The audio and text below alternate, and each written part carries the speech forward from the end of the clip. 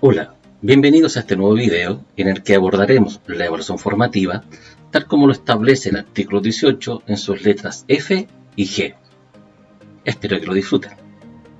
Para comenzar, necesitamos establecer qué es lo que dice el artículo 18.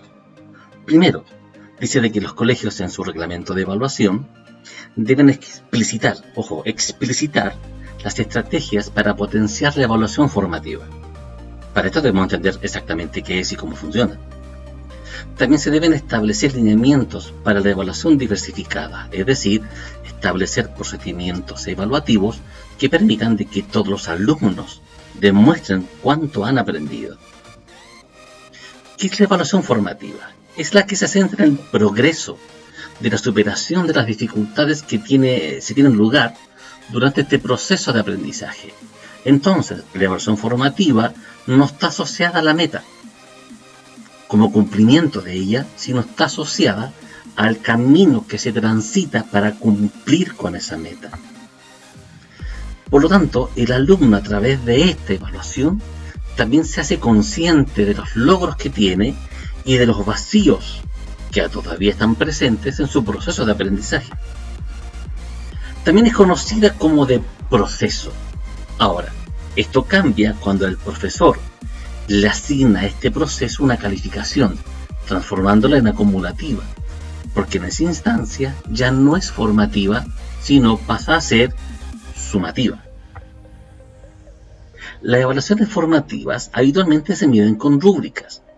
Estas rúbricas, ¿qué son? Son instrumentos de medición. ¿Por qué? Porque en estas rúbricas se establecen criterios, asignan puntajes para poder determinar el nivel de logro que tiene en ese momento cada uno de mis estudiantes. ¿Qué técnicas me sirven para la evaluación formativa? Todas, exactamente las mismas que puedo utilizar en una evaluación sumativa. La diferencia radica en que este proceso está dentro de mi instancia de enseñanza, en donde el alumno está en la etapa de aprendizaje. Por lo tanto, yo puedo utilizar una guía o un trabajo en donde hayan preguntas de selección múltiple, pero no significa de que esas preguntas deban ser calificadas. Ahora, es interesante, es bueno y recomendable utilizar las mismas técnicas durante mis clases que van a ser parte de mi evaluación final, la sumativa. Es decir, si yo en mi prueba final voy a aplicar un ítem de selección múltiple, es necesario que dentro de mi proceso de enseñanza también lo incorpore, de tal forma que mi estudiante no solamente aprenda a contestar los contenidos enseñados, sino que sepa cómo contestar frente a un tipo de técnica específica. ¿Cómo es un proceso de aprendizaje? ¿Qué pasa cuando mi alumno aprende?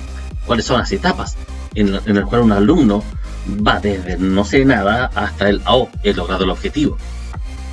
Esto pasa porque el alumno primero debe conocer, luego debe entender o comprender lo que me están enseñando y finalmente lo debo aplicar. En esta etapa de conocer está mi clase magistral, en donde yo explico y modelo. Voy a dar un ejemplo. Si yo quiero que mis estudiantes describan un personaje, describan un objeto, describan un momento, una escena, el primero que debe hacerlo soy yo. El alumno debe mirar mi proceso de descripción en forma verbal, oral, para que mi estudiante sepa cómo yo pienso cuando estoy describiendo, en qué me fijo. Luego viene la etapa de comprender, donde el alumno ejercita, pregunta, responde. Es aquí donde el alumno describe él y yo puedo ir preguntándole distintos elementos de la descripción para ver si mi estudiante está aprendiendo lo que yo le he enseñado. Finalmente el alumno aplica, demuestra, aquí el alumno describe solo. Ya es aquí donde yo ya puedo aplicar una evaluación sumativa.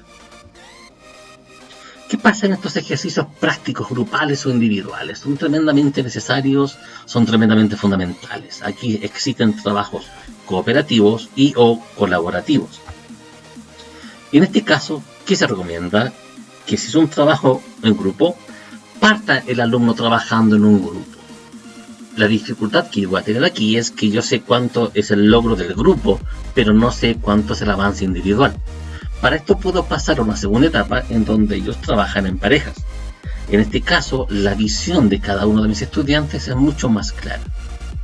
Y finalmente llegamos al trabajo individual, en donde este alumno debe demostrar lo que ha aprendido. Esta etapa individual ya podría ser sumativa. La diferencia entre trabajo colaborativo y cooperativo es sustancial. Para empezar, en el colaborativo, el docente es parte del grupo, tiene un rol dentro de este grupo. Es el grupo quien define o elige un tema, es el grupo quien define las etapas, los roles, las responsabilidades.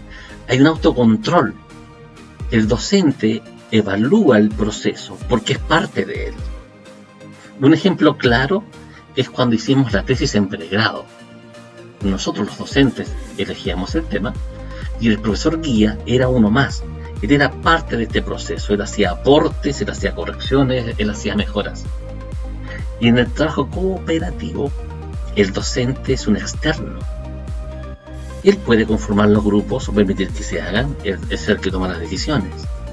Ahora, él entrega un listado de los temas, él los organiza, asigna responsabilidades, el docente observa. El docente, en términos finales, revisa el trabajo, lo retroalimenta, pero lo evalúa.